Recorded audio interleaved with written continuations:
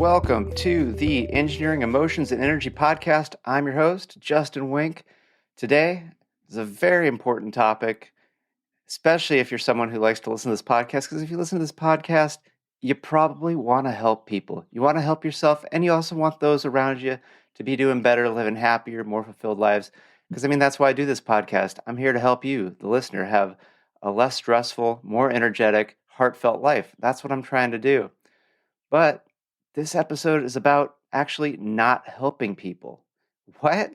Yeah, because there's a lot of people, they don't want your help. They don't want anything from you. Why? Because it's just not their turn yet. Yeah, not everybody is ready to grow in the same ways at the same times that you or me might be ready to. And this is a topic that uh, I have to keep learning more and more because if you're like me or even remotely like me, where sometimes just, you see things and you get things and you're like, you notice that, hey, something could be a little bit better, something could be fixed, and now someone else doesn't see it and they want to fight you on it, it can be really, really challenging.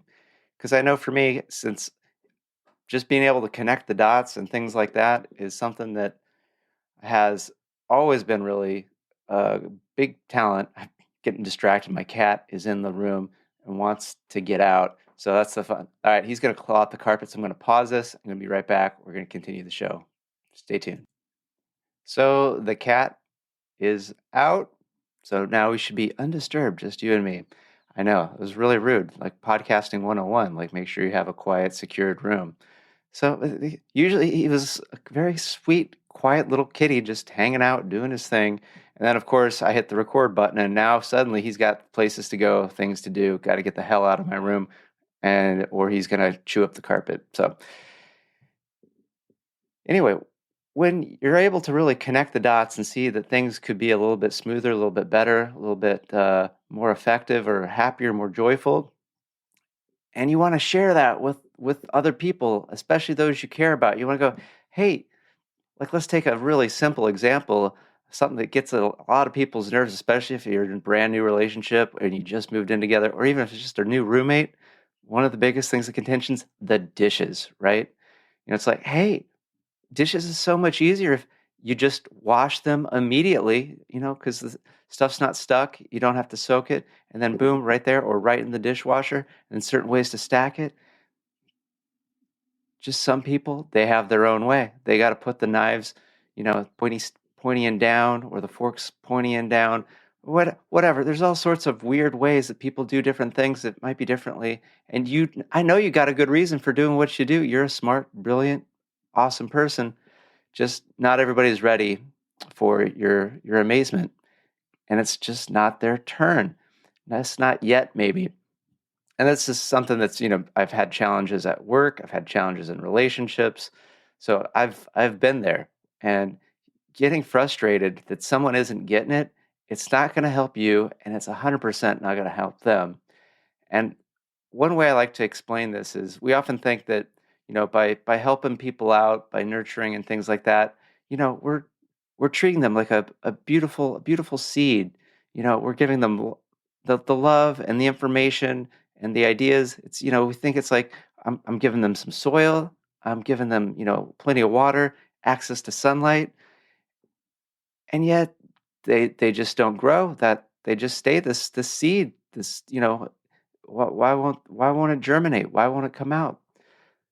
Turns out there's some seeds that they need more than just soil, water, light.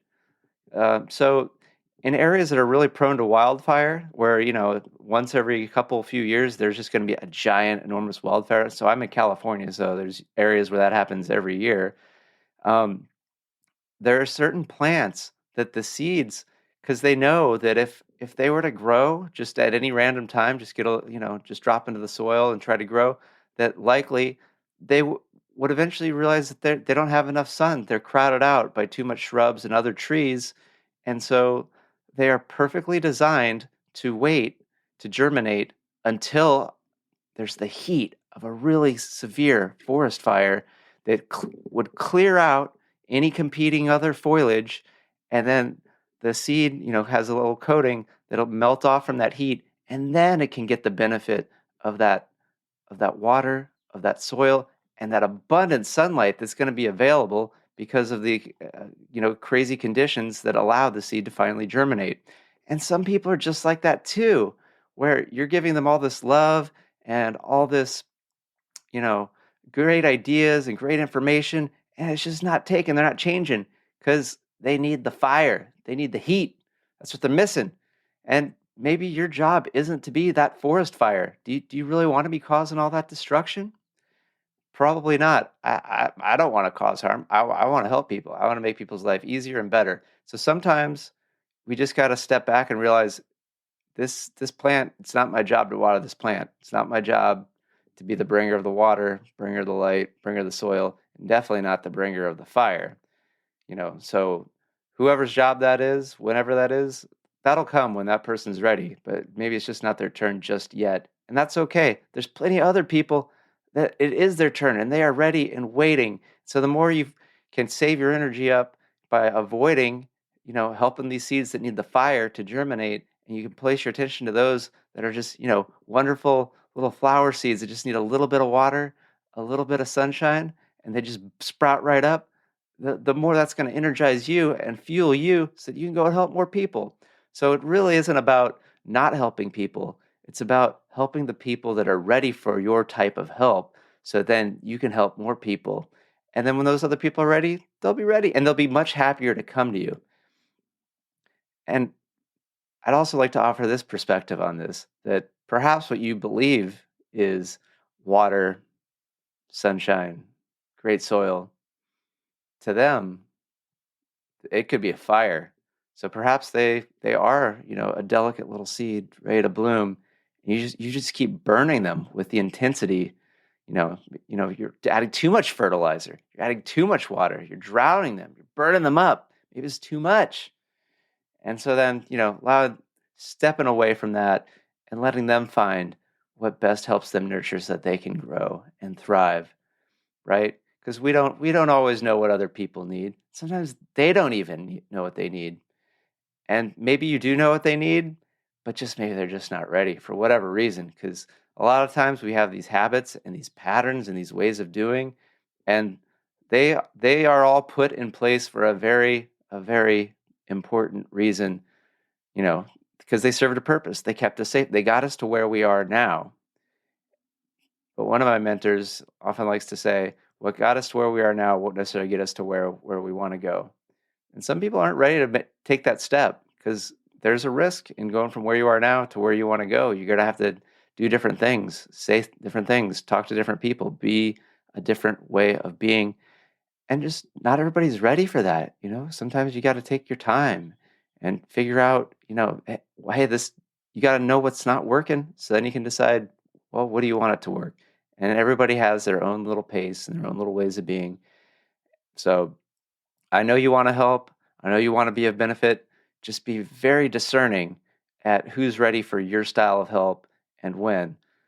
And it can be heartbreaking because sometimes somebody you love, you're just like, if only they would do X, Y, Z. But every time you suggest it or whatever, it just ends up being a big fight, big consternation. I don't know where I came up with that word. Do people use that word? Was that like a Yosemite Sam, Looney Tunes word, consternation or conflammate, dagnabbit? Anyway, and so if you want to help, you want to come from a place of love, sometimes you gotta care enough to not care so that eventually that person can, get to wherever they need to be to grow the way they need to grow.